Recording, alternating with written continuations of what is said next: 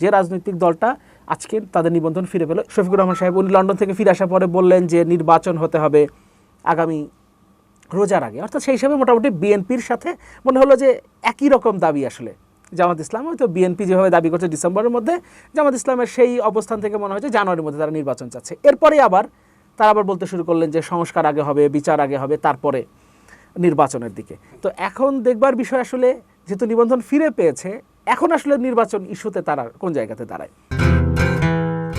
আজকে যে রায়টি হলো জামাতের নিবন্ধন ফিরে পেল, এই বিষয়ে আপনাদের দলের পক্ষে থেকে কি বলবেন? আমাদের যেহেতু বিষয়টা আজকেই হয়েছে, আমাদের দলে এই বিষয় নিয়ে আলোচনা এখনো হয়নি, ফলে দলের পক্ষ থেকে আমি এখনো কিছু বলতে পারছি না। তো ব্যক্তিগতভাবে যদি জিজ্ঞেস করেন, এটা আসলে এক ধরনের অনুমেয়ই ছিল যে তারা তাদের পক্ষে রায় পাবেন, জামাত ইসলাম তাদের পক্ষে রায় পাবেন এবং তাদের নিবন্ধন তারা ফিরে পাবেন। এটা মোটামুটিভাবে আমরা আগে থেকেই অনুমান করতে পারছিলাম। প্রশ্ন আরেকটা আছে যে তাদের মার্কাটা দাঁড়িপাল্লা, এই মার্কাটা আসলে তারা পাবেন কিনা, কারণ এটা আবার মানে সুপ্রিম কোর্টের যে সিম্বল সেটার সাথে কনফ্লিক্ট করে। এখন দুটো বিষয় নিয়ে হয়তো সামনে নির্বাচন কমিশন থেকে ফাইনালি হয়তো আমরা এটা জানতে পারবো কি হয়। দুটো বিষয়, একটা বিষয় হলো রাজনীতি করার অধিকার সবার আছে, আপনি কারো রাজনৈতিক অধিকার আপনি হরণ করতে পারেন না। এখন প্রশ্ন হলো, তাই বলে কি গণহত্যাকারী দল হিসেবে আওয়ামী লীগ, আমরা বলছি গণহত্যাকারী দল কারণ শুধুমাত্র তো জুলাই আগস্টে না, তার আগে যে 15.5 বছরের যে লাগাতার নিপীড়ন নির্যাতন রাজনৈতিক দলগুলোর উপরে, বিশেষ করে ভিন্ন মতের উপরে যেভাবে তারা চালিয়েছে, তারপরে কি এই দল বাংলাদেশের রাজনীতি করতে পারে? এই প্রশ্নেই তো আপনি আওয়ামী লীগকে নিষিদ্ধ করলেন। ফলে আওয়ামী লীগের রাজনীতি করার অধিকার এখন বাংলাদেশে নাই, এবং এটা আপনি করতে পারেন, সবাইকে আপনি অধিকার দেবেন, ঠিক আছে, কিন্তু অধিকার সে নিজের থেকে নিজেরটা হারিয়েছে, আওয়ামী লীগ যেমন হারিয়েছে। তেমনি আরেকটা প্রশ্ন 71-এর মুক্তিযুদ্ধ নিয়েও আছে। বাংলাদেশ রাষ্ট্রের জন্মের বিরোধিতা সত্যিকার অর্থেই যারা করেছে তাদের ব্যাপারে আপনি আসলে কি সিদ্ধান্ত নেবেন, সেটার একটা বিষয়। এখন এই ব্যাপারে জামাত ইসলামের ভেতর থেকেই আসলে এখন পর্যন্ত পরিষ্কার কোনো বিষয় নাই। 71 প্রশ্নে কখনো কখনো মনে হয়েছে যে তারা মানে সরাসরি ক্ষমা না চাইলেও তাদের পূর্বসূরীরা ওই জায়গাতে ভুল করেছেন, তাদের পজিশনটা ভুল ছিল এমনটা বলার চেষ্টা কখনো কখনো আমরা দেখেছি, প্রচ্ছন্নভাবে, প্রত্যক্ষভাবে সরাসরি তারা এটা বলেন নাই। ফলে সেটা যদি তারা বিশ্বাস করেন, সেটা তারা মনে করেন এবং প্রকাশ্যে যদি এই কথাগুলো বলেন, তাহলে এই যে জামাত ইসলামী বাংলাদেশে রাজনীতি করতে পারবে কিনা এটা নিয়ে আসলে কোনো প্রশ্ন আর থাকে না, যদি তারা ক্ষমা চান ওই জায়গা নিয়ে। সেটা যদি না হয়, তারা যদি মনে করেন যে তাদের রাজনৈতিক দলের, যে রাজনৈতিক দলটা আজকে তাদের নিবন্ধন ফিরে পেল, এই রাজনৈতিক দলেই 71-এ বাংলাদেশের মুক্তিযুদ্ধের সত্যিকার অর্থে দলগতভাবে বিরোধিতা করেছেন, দলগতভাবে, এখানে ব্যক্তির দায় না, দলের দায় যদি হয়ে থাকে যে দলগতভাবে তারা বিরোধিতা করেছেন এবং সেই জায়গায় তারা যদি স্ট্যান্ড করেন যে তাদের ওই পজিশন ভুল ছিল না, তাহলে আসলে ভেবে দেখার বিষয় আছে যে এই রাষ্ট্রের জন্মই যারা আসলে চায় নাই, যারা বিরোধিতা করেছে, এবং সেই বিরোধিতা শুধুমাত্র তাদের যে আমাদের দলীয় অবস্থান, এটা আমাদের একটা বিবৃতি দিলাম, এটি আমরা এর বিপক্ষে আছি, সেটা না, সরাসরি আবার সেটা যাতে তারা যেটার পক্ষে আছে, অর্থাৎ পাকিস্তান ভাঙার বিপক্ষে তাদের যে অবস্থান, সেটার পেছনে তারা আবার কাজও করেছে, এই বিষয়টাতে যদি এখন ওই দল স্ট্যান্ড করে এবং সেটাকে যারা ভুল না মনে করে, সেক্ষেত্রে আবার দ্বিতীয়বার ভাবার বিষয় আছে যে আসলে যারা এই রাষ্ট্রেরই জন্ম চায় নাই, তারা এই রাষ্ট্রে আবার রাজনীতি করা মানেই তো, যেটা বলছিলাম যে রাজনীতি মানেই হচ্ছে আপনি কেন রাজনীতি করেন, আপনার কিছু চিন্তা আছে, আপনার কিছু আদর্শ আছে, আপনি কিছু ভাবেন এই দেশকে নিয়ে, এবং আপনার সেই কর্মসূচির ভিত্তিতেই আপনি কথা বলেন এবং সেই কর্মসূচি আপনি ক্ষমতায় গিয়ে বাস্তবায়ন করবেন দেশের জনগণের জন্য, এটাই তো। তার মানে জামাত ইসলামীও এই রাষ্ট্রের ক্ষমতায় যেতে চায়, ফলে যে রাষ্ট্র আসলে তারা চায় নাই, সেই রাষ্ট্রের পরিচালনার দায়িত্ব বা সেই রাষ্ট্রের সরকার হিসেবে তারা আসবেন, সেখানে তো রাজনীতি করেন, তো সেটা আসলে কতটুকু যৌক্তিক সেটা নিয়ে প্রশ্ন। এখানে অনেক জামাত নেতা তো বলে যে আমরা ভারতকে চাইনি বলে আমরা পাকিস্তানের সাপোর্ট করেছি, আমরা বলতে শুনি এরকম। দেখেন, ভারতকে চাই নাই বলে পাকিস্তান বিরোধিতা করেছি, এটার তো আসলে কোনো ভিত্তি নাই। আমরা বিষয়টা তো এরকম ছিল না 71-এ যে আমরা কি মানে ওই কাশ্মীরের মতো যে আমরা কি পাকিস্তানের সাথে যাব নাকি আমরা ভারতের সাথে থাকবো, বা ওই যে হায়দ্রাবাদ যে প্রথমে যায় নাই, আমরা কি যাব নাকি আমরা স্বাধীন দেশ হিসেবে থাকবো, প্রশ্নটা তো ওইটা ছিল না। প্রশ্নটা ছিল পুরো পাকিস্তান থেকে ভেঙে একটা নতুন স্বাধীন রাষ্ট্র হবে বাংলাদেশ, এবং সেইটাই হয়েছে।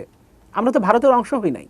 আর আরেকটা বিষয় আপনি বললেন, জামাত ইসলামের কিছু কিছু নেতা এই কথা বলেছে। জামাত ইসলামের বর্তমান আমির ডাক্তার শফিকুর রহমান এই 5 আগস্টের পরে বলেছেন ভারতের সাথে আমরা সুসম্পর্ক চাই। তিনি বেশ কয়েকবার বলেছেন, এবং তার এই বক্তব্যের রিয়্যাক্ট করেছে আবার ভারতের পক্ষ থেকে সাধুবাদ জানানো হয়েছে যে আমরাও বাংলাদেশের রাজনৈতিক দলগুলোর সাথে, মানে যারা চায় আমাদের সাথে সুসম্পর্ক, আমরা তাদের সাথে সুসম্পর্ক স্থাপন করতে চাই। তো এটা যদি এখন জামাত ইসলামের আমির বলে থাকতে পারেন, তাহলে আসলে ভারত প্রশ্নে তারা সে সময় পাকিস্তান মানে না ভাঙুক, পাকিস্তানের পক্ষে অবস্থান নিয়েছে, বাংলাদেশের স্বাধীনতা চায় নাই, এটা আসলে কোনো যৌক্তিক ব্যাখ্যা হইতে পারে না। আন্তর্জাতিক বিচার ট্রাইব্যুনাল যেটা শুরু হলো, তো একই দিনে জামাতের নিবন্ধন পাওয়া কোনো যোগসূত্র আছে কিনা, বিষয়টিকে কি বলবেন? যোগসূত্র আছে বলে মনে করি না, মানে এটা কোইন্সিডেন্স বলতে হবে। আবার কেউ কেউ যদি মনে করেন যে একই দিনে বিষয়টা আমরা শুরু করব, পেছন থেকে ভেতর থেকে যদি এমন কোনো চিন্তাভাবনা তাদের থেকে থাকে, সেটা আসলে বলা সম্ভব না আমাদের পক্ষে। তবে বিষয় হলো আমরা আসলে এই দুটো বিষয়কে একসাথে মিলিয়ে দেখতে চাই না। মূল কথা হচ্ছে যে ট্রাইব্যুনালটা এখন শুরু হয়েছে, আওয়ামী লীগের সভানেত্রী শেখ হাসিনা থেকে শুরু করে তাদের দলের যাদের বিরুদ্ধে মামলাগুলো হয়েছে, দল হিসেবেও তাদের বিচারের প্রভিশন আনা হচ্ছে। এটা শুরু হোক, আমরা অনেক আগে থেকে চেয়েছিলাম, এটা এখন শুরু হচ্ছে, এবং যত দ্রুত সম্ভব, অবশ্যই আদালতের উপরে কোনো চাপ তৈরি করা বিষয় না, কিন্তু প্রত্যাশার কথা বলছি, যত দ্রুত সম্ভব আমরা চাই যে এই বিচারগুলো সম্পন্ন হোক। দেশের বর্তমান পরিস্থিতিকে আপনি কিভাবে দেখছেন, রাজনৈতিক এবং সামাজিক প্রেক্ষাপট? 5 আগস্টের আগে দেশের পরিস্থিতি একরকম ছিল, মানুষের কথা বলার কোনো স্বাধীনতা ছিল না, রাজনীতির কোনো জায়গা ছিল না, সেই জায়গাগুলো তো উন্মুক্ত হয়েছে, এটা একটা পরিবর্তন। কিন্তু 5 আগস্টের আগে যেমন একটা ঐক্যবদ্ধ লড়াই আসলে আমরা স্বৈরাচারের বিরুদ্ধে করেছিলাম, এবং তখন সকল পক্ষ যেভাবে একটা গণতান্ত্রিক রাষ্ট্র তৈরির পক্ষে ছিল, সেই জায়গা থেকে আমরা মনে হচ্ছে কিছুটা সরে আসছি।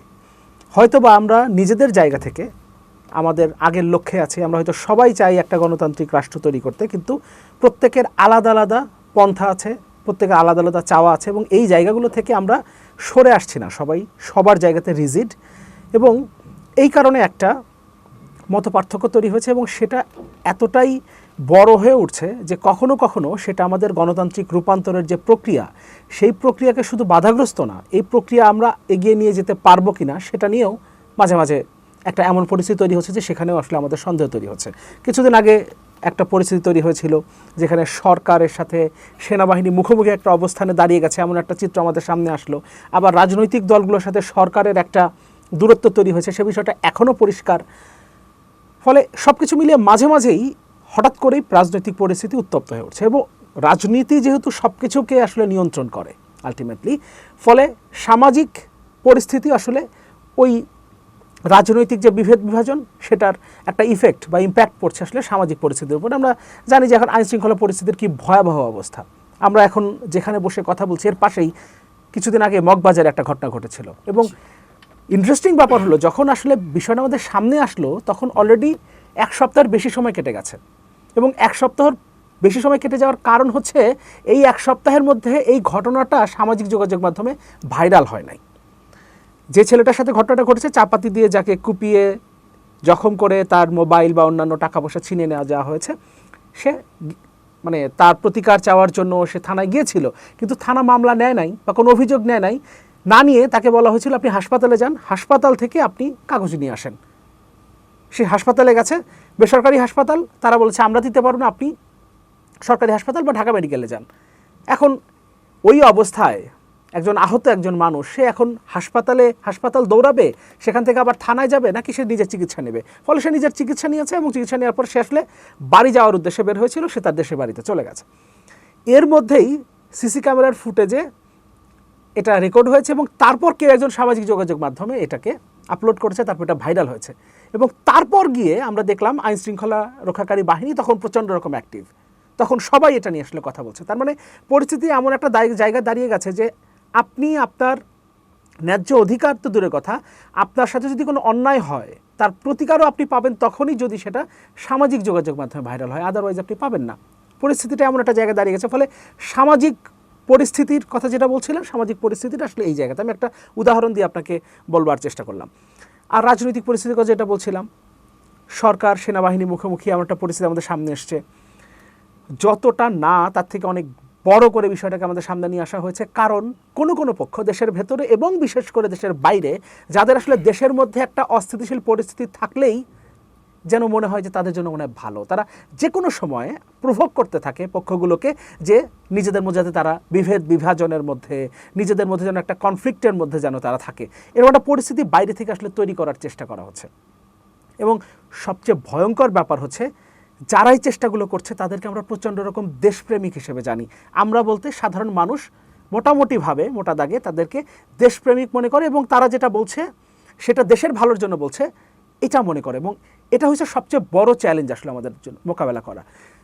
এখন সরকারের সাথে নির্বাচন ইস্যু নিয়ে রাজনৈতিক দলগুলোর মধ্যে একটা মতপার্থক্য আছে। এখানে আবার রাজনৈতিক দলগুলোর মধ্যে আভ্যন্তরীণ মতপার্থক্য আছে।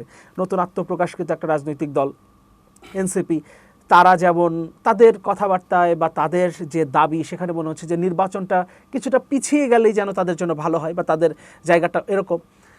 জামাত ইসলামের অবস্থানটা মানে কখনোই পরিষ্কার হচ্ছে না, কারণ জামাত ইসলামের আমির ডাক্তার শফিকুর রহমান তিনি যখন তার অবস্থান থেকে বারবার সরে যাচ্ছেন তখন আসলে জামাতের অন্য যারা নেতা আছেন তাদের বক্তব্যকে তো আসলে আমরা আর ধরতে পারছি না।